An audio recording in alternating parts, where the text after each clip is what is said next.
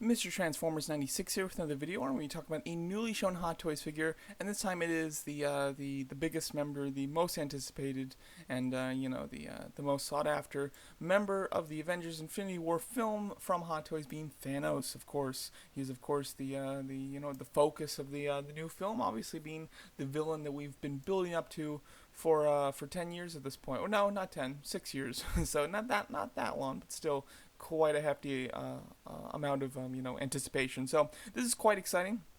I must admit, personally, when they showed the preview image and just kind of what I thought I would think about this Thanos, I thought that I might be a little tempted, but for the most part that it wouldn't do too much for me, and that I would not pick him up because of two things. First of all, I have the old Thanos, and I prefer the armored look, and for the fact that this Thanos uses bare arms, which means he has rubber arms, and I hate rubber arms because, of course, they mean that they will crack and deteriorate over time. So that was what I was thinking.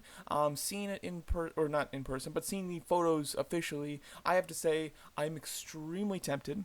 I'm very happy with what they've done here, and I am really considering getting this now. And I did not expect to do that, so that's kind of interesting. But yeah, I think that they did a solid job. So let's talk about it. The head sculpt I love. I think that the head sculpt is solid. Like really, from all angles, I completely see Josh Brolin in the sculpt. I see the CGI render of Thanos from the trailers and the promotional images. I think that it looks really spot on. I like the shape of it too. I like the bulky neck and then the bit of a smaller. It's not that small, but it's slightly smaller head, which is accurate to the film. So I do think that that looks very good. I must say.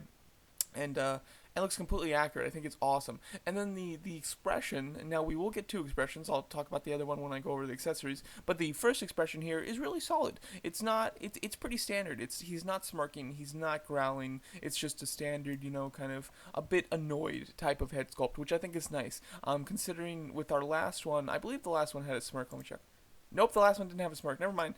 So we actually, that's funny. Like every toy company seems to do a Thanos smiling, and Hot Toys is the only one that's doing like three head sculpts, and none of them are smiling. So that is actually kind of funny. I now I thought that the last one was smiling. I got confused there. So it might have been better had one of these head sculpts been smiling. However, I do really like the sculpt. I like the serious expression on it. I think it works really nicely. And then as far as the rest of the figure, he looks excellent. I mean, obviously the arms have wonderful detail. I love the vein work on it. The clothing looks excellent. The only thing that I find a little weird with the clothing, I mean, with the torso, it's all very taut and very tight. I would imagine that he's not going to have any articulation torso-wise, which is a bit of a shame, but it does allow for some clean lines without it. However, the pants, they do seem to be a bit baggy in some areas, which I think is going to help with his articulation, I'm sure, but it is something to note. And then the gauntlet itself is excellent. As you can see, the detail in it is fantastic, and you have all the gems in it. The gauntlet, of course, lights up, which is extremely cool, and yeah, it just looks wonderful. See, the pants look a little loose, which, of course, again, helps with articulation, but it is something to pay attention to, but it's not anything too bad. Now, to go over what he comes with. So you get the standard head sculpt. You get an interchangeable head sculpt, which, as you can see, is blurred out, unfortunately, because they're not finished with it. But he looks very angry. Now, what's weird about that head sculpt is it's on a body that doesn't seem to have armor on it, so I'm not quite sure what that's about. It's probably just for the photo. Probably doesn't mean anything, but it is, something that you might want to notice.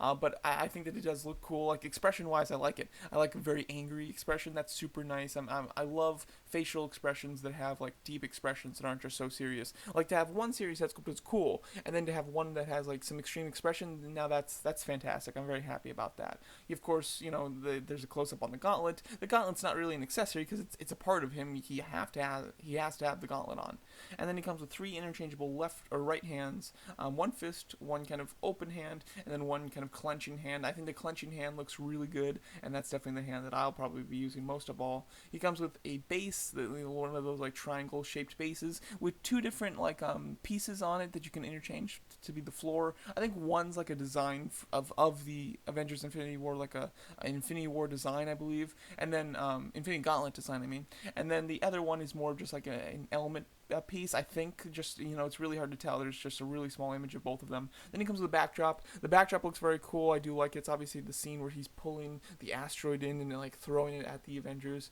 And it's very tall, as you can see, because of course this is a tall figure. He's 14 and a half inches sorry, no, he's 16 and a half inches tall.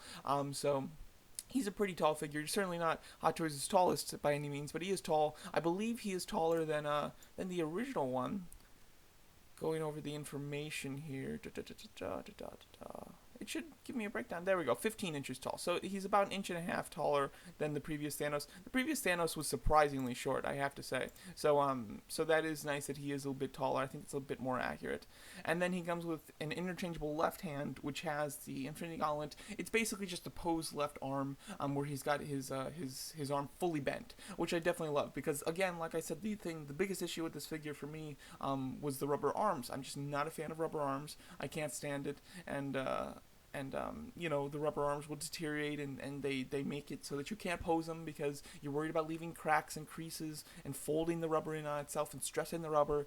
So they're just freaking annoying. So now, at least with the second sculpt, you're going to be able to have him in extreme arm poses because you can have him like pulled up like he's about to punch. You can have him have his arm fully out so he's like showing off the gems. Like you can do things now with that second arm sculpt, and of course that's going to be fully plastic. That's not going to be rubber, so you won't have to worry about that ever breaking. So that definitely like minimizes the risk like by half. So that's kind of nice. That definitely helps. That extra arm really helps me want this figure, I will say, because I love to have him posed up like showing off the gauntlet because that's going to be the biggest thing about this figure. So I definitely want that on display front and center, and you're allowed to do that with this one. So now talking about the price, because that's going to be a big thing to talk about, because obviously with the Infinity War figures, Hot Toys seem to raise the prices drastically.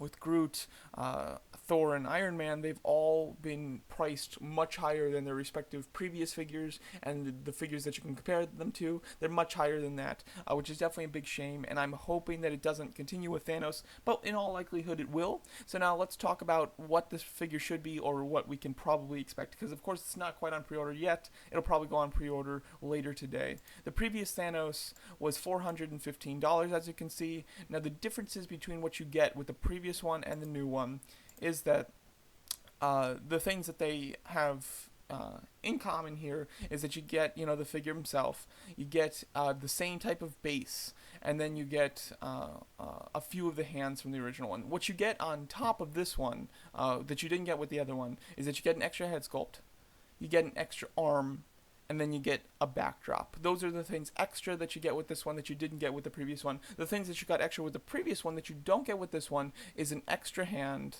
and the throne itself. So you do get more with the other one. Obviously, there's a lot more plastic with the other one. However, this one is slightly taller. So the other one you're getting more with, but there is some extra things with this guy, especially with the fact that he does come with an extra head sculpt. You might say, well, hey, have you accounted for the fact that the gauntlet lights up? Yes, I have, because the throne also lit up, and it lit up in like 3 or 4 places. So the light up feature is more extensive on the throne too. So the light up function, you're actually getting more with the original one than this one. So this one should definitely be cheaper than the other one.